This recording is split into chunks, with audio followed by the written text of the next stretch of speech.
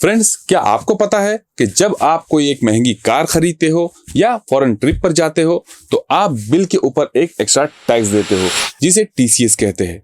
बहुत से लोग इसे टीडीएस समझ लेते हैं, बट ये बिल्कुल अलग है। तो आज के इस वीडियो में हम देखेंगे कि टीसीएस यानी कि टैक्स कलेक्टेड एट सोर्स क्या होता है, ये किन चीजों पर लगता है और 2026 के नए रूल के हिसाब से इसके रेट्स क्या है। तो चलिए शुरू करते हैं। हेलो फ्रेंड्स, मैं हूं सी इरफान नमकवाला और आप देख रहे हो मेरा यूट्यूब चैनल जहां मैं आप सबका वेलकम करता हूं। अगर आपको income tax, GST, budget updates, stock market और गवर्नमेंट पॉलिसीज को सिंपल लैंग्वेज में समझना है तो मेरे चैनल को सब्सक्राइब जरूर कर दीजिए। टीसीएस का मतलब है tax collected at source. Section 206C के तहत जब कोई सेलर स्पेसिफाइड गुड या सर्विसेज बेचता है तो वो बायर से प्रोडक्ट की प्राइस के साथ साथ थोड़ा सा टैक्स भी कलेक्ट करता है। फॉर एग्जाम्पल, अगर आपने 100 रुपीज का कोई सामान खरीदा है जिस पर 1% टीडीएस है तो आप सेलर को 101 रुपीज देंगे। सेलर आपको 1 रुपीज गवर्नमेंट के पास जमा कर देगा जो आपके पैन पर डिपॉजिट होगा। बाद में आप इसका क्रेडिट अपनी इनकम टैक्स रिटर्न फाइलिंग करते वक्त ले सकते हो। नेक्स्ट देखेंगे हम हु कलेक्ट्स टीडीएस, मतलब कौन टीसीएस कलेक्ट कर सकता है।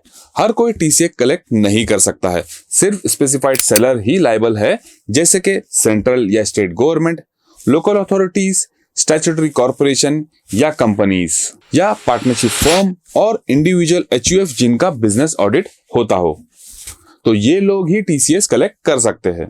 अब हम देखेंगे सबसे इंपॉर्टेंट पार्ट, रेट्स का। बजट 2025 और 2026 में काफी बदलाव हुए हैं, जिसमें नीचे दिए गए गुड्स और ट्रांजैक्शंस पर आपको टीसीएस कलेक्ट करना होगा। अगर आप alcoholic liquor for human consumption sale कर रहे हो तो आपको 1% टीडीएस लगेगा। स्क्रैप और मिनरल जैसे कि कोल या आयरन ओर है तो आपको 1% टीसीएस लगेगा।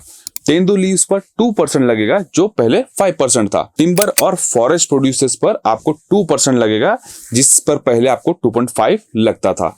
अगर आप कोई लग्जरी कार परचेस कर रहे हो तो आपको 1% टीसीएस लगेगा अगर आपकी वैल्यू 10 लाख रुपए से ऊपर होती है तो। और अगर आप कोई ओवरसीज टूर पैकेजेस लेते हो तो आपको 2% टीसीएस लगेगा। बट यहाँ पर आपको बिल की वैल्यू नहीं मिलेगी, यानी कि आपका बिल अगर 1 रुपीज भी होता है तो आपको 1% टीडीएस देना होगा। नेक्स्ट है foreign remittance, LRS, for education and medical purpose. यहाँ पर आपको 2% का टीसीएस लगेगा और यहाँ पर ट्रांजैक्शन की लिमिट होगी 10 लाख रुपीज। अगर 10 लाख रुपीज क्रॉस होता है तो आपको यहाँ पर टीसीएस देना होगा। यहाँ पर एक टिप आपके लिए, अगर आपने आपका पैन कार्ड या आधार कार्ड नहीं दिया तो ये रेट सीधा 20% से बढ़ सकता है। अब बात करते हैं ड्यू डेट्स की। देखिए, अगर आप सेलर है तो आपके लिए कुछ डेडलाइंस होगी जो आपको फॉलो करना होगा और ये बहुत जरूरी होगा। सबसे पहली डेडलाइन है आपकी टैक्स डिपॉजिट की डेट। आपको मंथ खत्म होने के बाद 7 दिन के अंदर अंदर जो है ये टैक्स को डिपॉजिट करना होगा नॉन गवर्नमेंट सेलर्स के लिए। नेक्स्ट है टीसीएस रिटर्न की। ये क्वार्टरली फाइल होता है। आपको फॉर्म 27EQ में आपको हर क्वार्टर में रिटर्न फाइल करना जरूरी होगा। और अगर आप बायर हो तो सेलर आपको फॉर्म 27D देगा जो प्रूफ है कि आपका टैक्स का जो अमाउंट है वो जमा हो गया है। और सबसे इंपॉर्टेंट पॉइंट, अगर सेलर लेट डिपॉजिट करता है टैक्स को तो उसे 1% पर मंथ का इंटरेस्ट देना होगा उस टीसीएस के ऊपर। और अगर रिटर्न लेट फाइल करता है तो 200 रुपीज पर डे की लेट फीस भी लगेगी जो मैक्सिमम जा सकती है टीसीएस के अमाउंट तक। अब सबसे लास्ट पॉइंट में हम जानेंगे कौन सी सिचुएशंस में आपको टीसीएस नहीं लगता है। अगर बायर गुड्स को मैन्युफैक्चरिंग या प्रोडक्शन के लिए यूज कर रहा हो तो यहाँ पर इसको टीडीएस नहीं लगेगा। ट्रेडिंग के लिए लेगा तो आपको टीडीएस लगेगा। अगर परचेज फॉर पर्सनल यूज है तो उसके लिए भी आपको टीसीएस नहीं लगेगा, बट स्पेसिफाइड केसेस में आपको टीसीएस लगेगा। अगर गवर्नमेंट बॉडीज को बेचा गया है सामान तो उस पर भी आपको टीसीएस नहीं लगेगा। तो फ्रेंड्स, टीसीएस कोई एक्स्ट्रा टैक्स या कोई एक्स्ट्रा खर्चा नहीं है, बल्कि ये एक एडवांस टैक्स कलेक्शन का तरीका है।